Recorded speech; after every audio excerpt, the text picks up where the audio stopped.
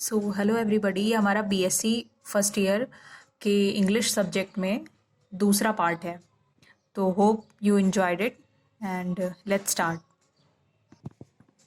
तो सबसे पहले हमें ऑथर्स के बारे में पढ़ना पड़ेगा, जैसे the write the notes on K S. Venkataramani, है ना, इनके बारे में पढ़ना पड़ेगा। तो इन्होंने ऐसा क्या इंग्लिश लैंग्वेज में अपना योगदान दिया। तो के.एस. वेंकटरामनी 18 मतलब इनका जन्म 1892 से 1952 में इनकी डेथ हुई। 1892 में इनका जन्म हुआ और 1952 में इनकी डेथ हुई। Is an Indo Anglian writer.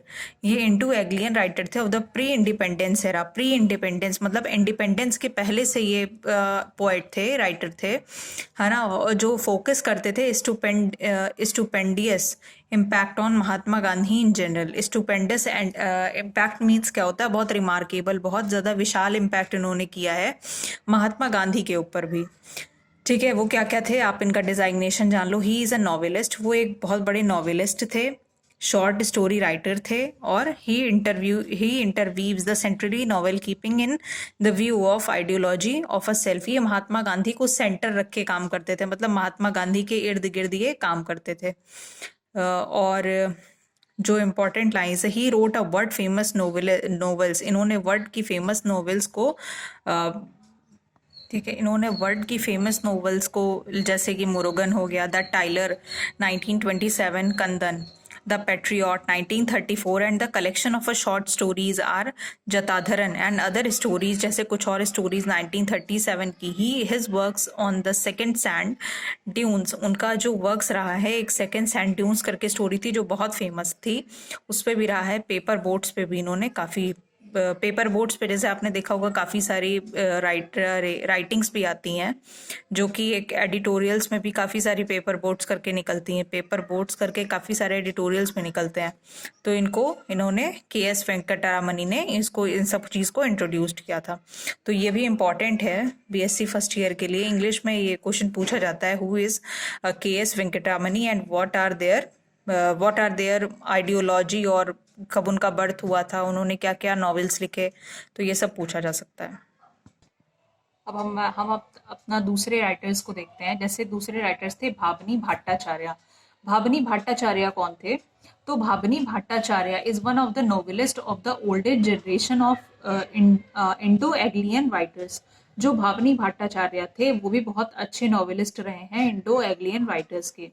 He is endowed with a transparently positive vision on the life explored and expressed by artificially in the novels. उन्होंने काफी सारा पॉजिटिव इम्पैक्ट डाला है, उन्होंने इंग्लिश की पोइट्री में बाय इंडियंस। उनके जो ज़्यादातर नॉवेल्स रहे हैं वो सोशली पर्पस पे रहे हैं, सोशल पर्पस से उन्होंने सोसाइटी पे काफ़ी सारे नॉवेल्स लिखे हैं। ठीक है, और उनकी हिस्टोरिकल रियलिटीज़ भी काफ़ी सारी रही हैं।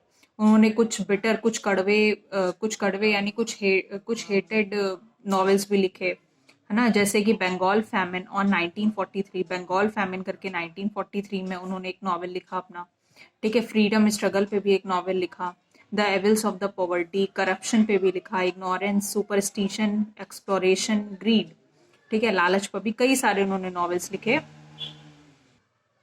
ठीक है, उन्होंने कई सारे नॉवेल्स लिखे। और जैसे his novels are so many of hungers, मतलब कुछ हंगर्स पे भी लिखे, स्टारवेशन पे भी कई सारे उनके नॉवेल्स जो हैं, भुखमरी पे भी, स्टारवेशन पे भी उनके कई सारे नॉवेल्स डेडिकेटेड हैं। और म्यूजिक फॉर मोहिनी बहुत पॉपुलर है ये, and right tigers, goddess named, कुछ इन सब पे भी लिखे। And gold, the shadow from Ladakh, and a dream of हवाई, मतलब ये इन सब चीज़ों पे उन्होंने कई सारे नॉवेल्स लिखे। ये इतना ज़रूरी नहीं है, लेकिन हाँ आपको पढ़ के जाना चाहिए। अब हमारा जैसे थर्ड जो टॉपिक है वो हमारा short story. What is short story? Short story किसे कहते हैं? तो short story is come to be the most favourite. Short story काफ़ी सारे लोगों को पसंद है, बहुत ज़्यादा सबकी फेवरेट भी होती है, literally from the modern age. Modern age से चलती आ रही है ये। The modern man lives in a busy life, and he was little with no time left for reading long novels. मतलब मॉडर्न जो टाइम के लोग होते थे बहुत बिजी रहते थे, उनके पास इतना ज़्यादा टाइम नहीं रहता था बड़ी बड़ी नॉवेल्स पढ़ने के लिए। So they like the books to have a mental relaxation. तो वो बुक पढ़ते थे किसके लिए? मेंटल रिलैक्सेशन के लिए पढ़ते थे, है ना। और मतलब कई सारे फॉल्स बैक होने के लिए पढ़ते थे। A short story is a story that can be easily read at a single sitting. और ना आप यहाँ से एग्जाम में लिख के आ सकते हो, ये 2-3 नंबर में 3 मार्क्स में ये क्वेश्चन पूछा जाता है। तो शॉर्ट स्टोरी किसे कहेंगे? Short story is a story that can be easily read in a single sitting. ठीक है, शॉर्ट स्टोरी आप बोल सकते हो, मतलब वो सिंगल सेटिंग में, मतलब थोड़े से, जैसे मान लीजिए ये एक पेज है, ये एक पेज है, आप इसमें शॉर्ट स्टोरी लिख दिए, यहाँ तक के हाफ पेज में आप लिखिए, इसी को शॉर्ट स्टोरी कहते हैं, कि अपने बारे में बहुत इजी लैंग्वेज में जल्दी से कोई चीज़ एक्सप्रेस कर देना। ठीक है, तो उसके बाद ये है so the brevity in the discussion. जैसे इससे क्या होता है, इससे एडवांटेज क्या होते हैं, जो भी पढ़ रहा होता है, जो भी आपका रीडर होता है, उसको ईजिली समझ में आ जाती है, ईजी टू अंडरस्टैंड होता है। और भी कई सारे हो जाते हैं, क्विक क्विक चीज़ होती है, क्विक डिसीजन होता है, क्विक एक्सप्रेशन होता है, ये सब चीज़ें होती हैं। तो ये सब है। और थ्रू इट्स कैन बी, इसमें जो सबसे ज़्यादा आते हैं वो ड्रामाज आ सकते हैं, शॉर्ट ड्रामाज हो गए। ठीक है, ये सब चीज़ें इंक्लूड होगी, तो ये इंपॉर्टेंट होता है 3 मार्क्स के लिए। हम अपना जो नेक्स्ट टॉपिक है वो अगले पार्ट से शुरू करेंगे, पार्ट जो होगा पार्ट 3। उसमें मैं आपको बताऊंगी इसमें कौन सी चीज़ें इंपॉर्टेंट हैं, कौन सी चीज़ें पूछी जाती हैं। So thank you so much, please like subscribe to my channel.